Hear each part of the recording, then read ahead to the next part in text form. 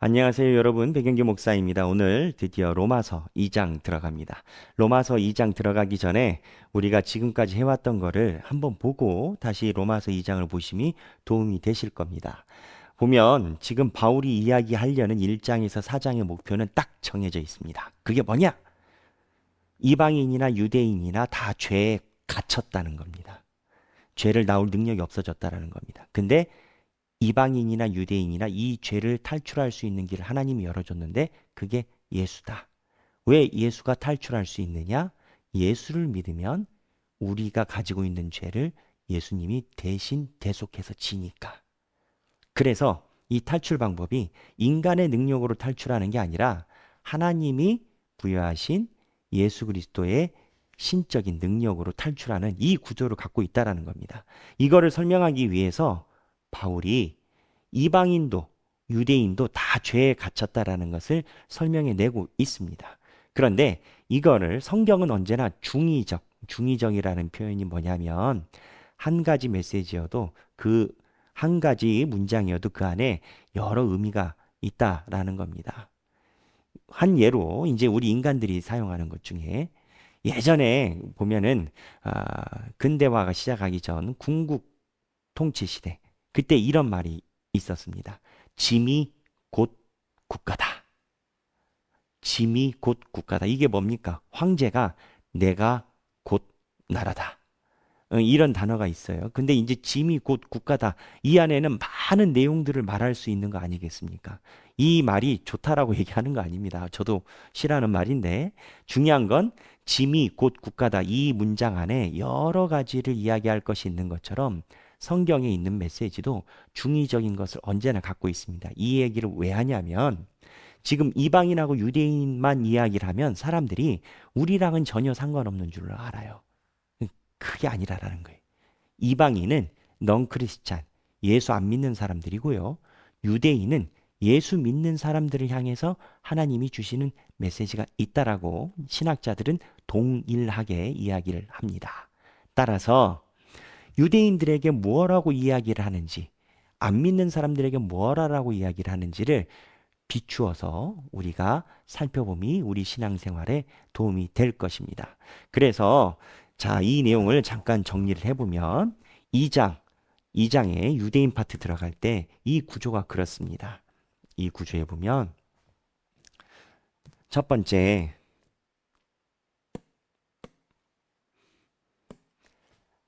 이 구조가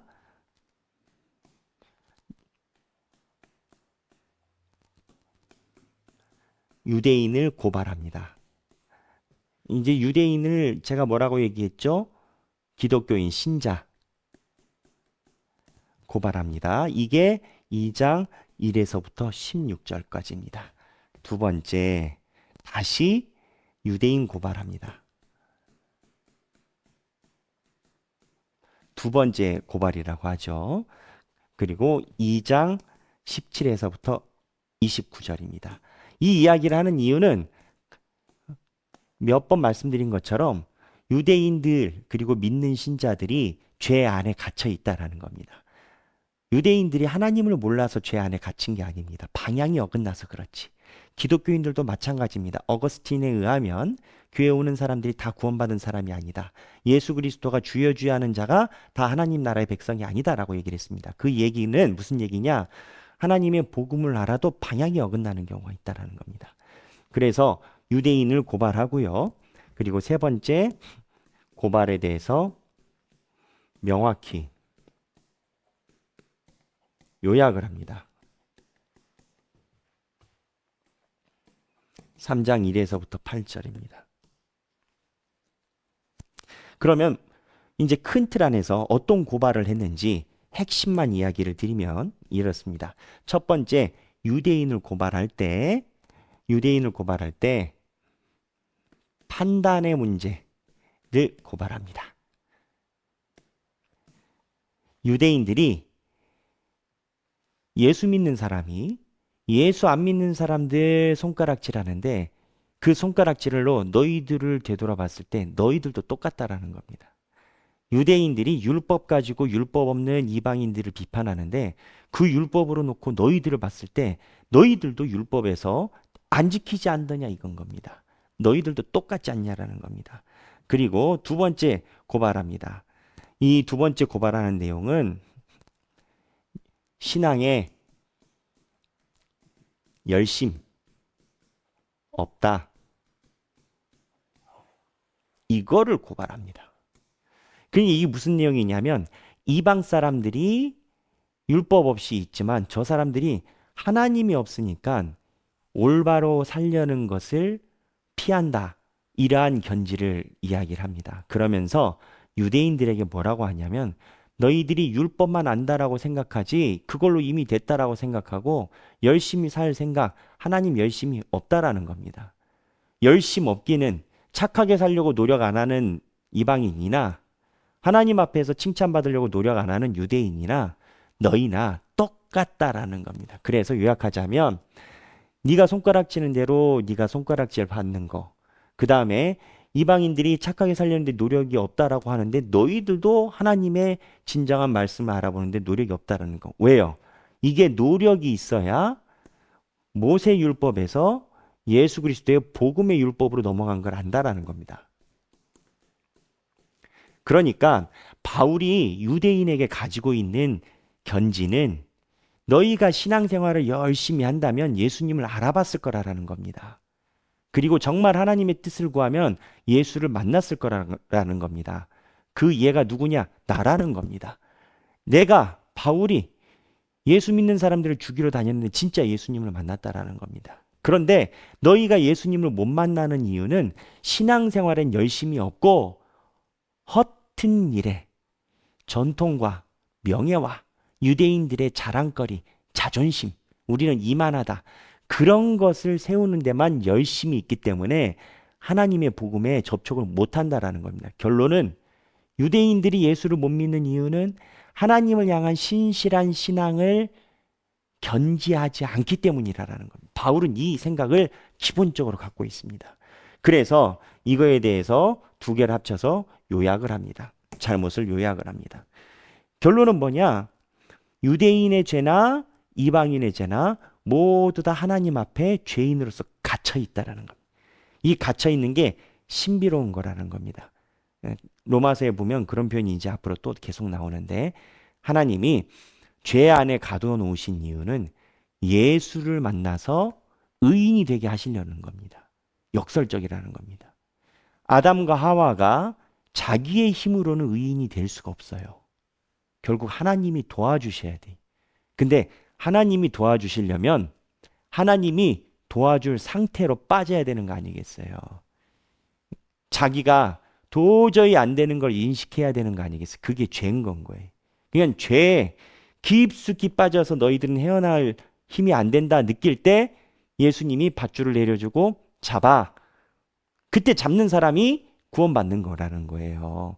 자기가 바닥이는. 그래서 이방인이나 유대인이나 똑같이 바닥을 치고 있다라는 거예요. 근데 차이는 뭐냐?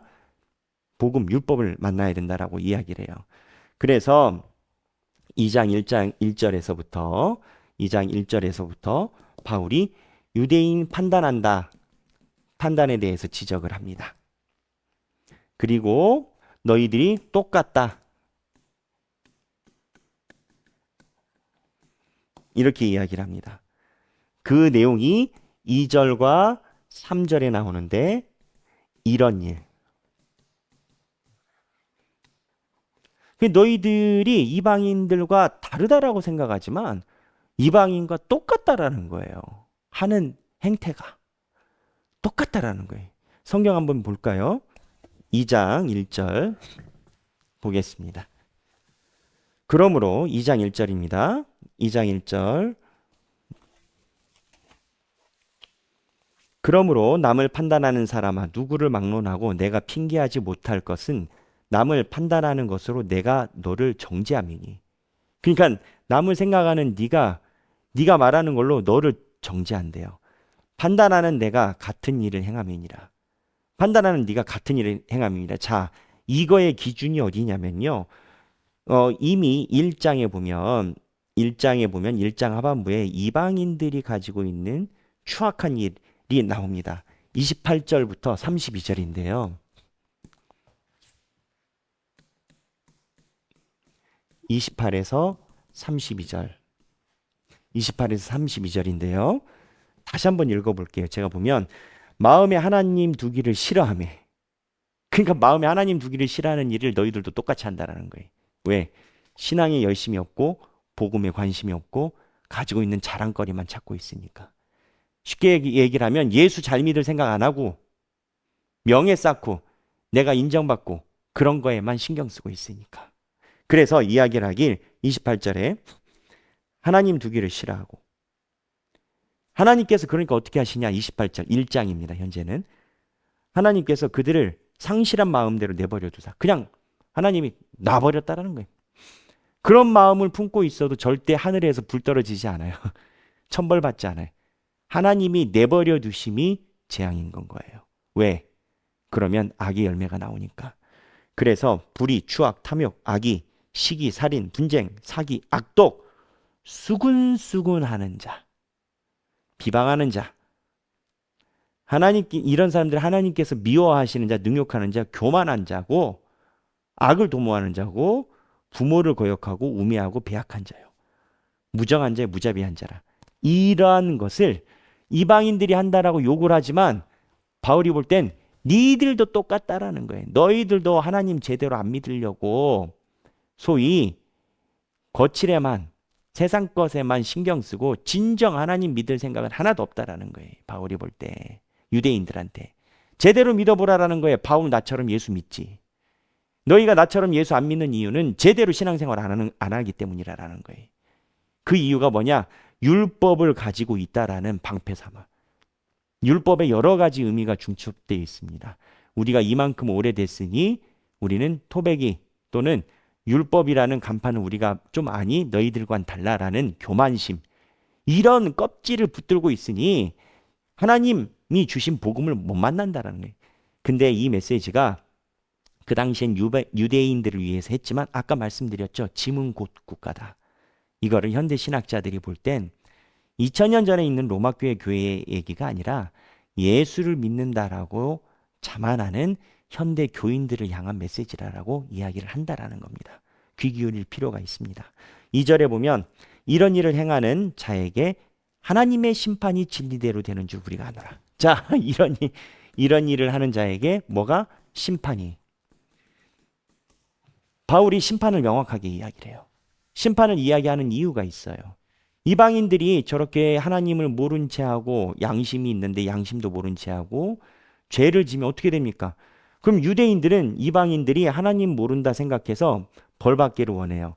왜? 이거 중요해요. 하나님이 공평하신 분이면 저런 인간들을 놔두면 안 된다라는 거예요. 하나님이 심판, 하나님의 공평하심, 공의를 이스라엘 백성들은 강하게 주장합니다. 공의. 근데 문제는 바울이 볼 때는 너희들이 말한 대로 하나님의 의, 공의가 명확하기 때문에 니들도 심판받는다는 거예요. 왜? 이방인들은 하나님 몰라서고 너희는 하나님 안 찾아서. 그래서 이방인들에게 이야기한 공의가 너희들 신앙 양심에 하나님이 공의로 심판하실 거라는 거예요. 그 심판하실 거라는 거예요. 이 얘기를 바울이 하는 이유가 뭐겠어요? 너희 둘 다 지옥 가니까 심판받으니까 예수 믿어라, 이 얘기 하려는 거예요. 예수, 정확히 얘기를 하면 제대로 믿어라. 우리에게 주는 메시지는. 그래서 3절에 보면 이런 일을 행하는 자를 판단하고도 같은 일을 행하는 사람아, 내가 하나님의 심판을 피할 줄로 생각하느냐.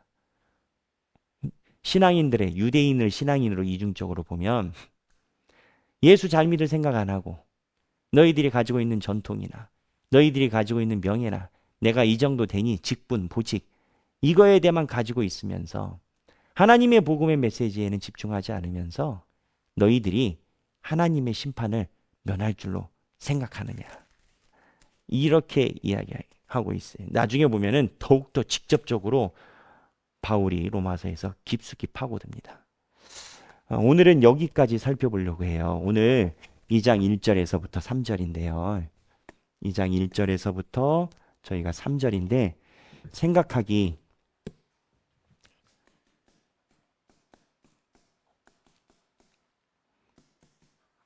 생각하기 아, 예수 잘 믿자.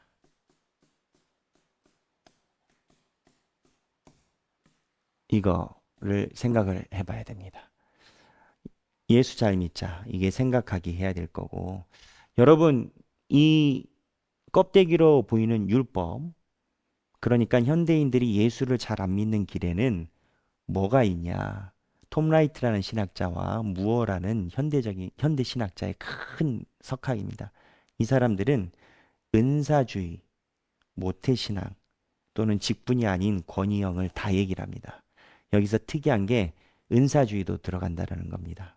내가 하나님께 랄랄라 방언 받았으면 그걸로 내가 신앙생활 잘한다라고 생각하지만 신앙생활이라는 건 하나님의 뜻을 구하고 살아가는 거지 껍데기가 아니라라는 겁니다. 직분도 마찬가지고요. 네가 아무리 모태 신앙이라고 해봤자 예수 그리스도를 만나야 하나님을 만나야 하나님의 백성이지. 네가 아무리 방언을 많이 하고 은사를 많이 받아봤자 하나님의 길을 가야 사람이지. 네가 아무리 장로고 목사고 권사여도 그 직분이 아니라 하나님을 잘 믿어야 하나님의 복음에 들어가는 거지. 이게 핵심이라는 겁니다. 그래서 결론은 예수 잘 믿자. 우리 앞으로 예수를 어떻게 잘 믿을지 한번 생각해보고 실천하는 방향을 고심해 보면 좋겠습니다. 감사합니다.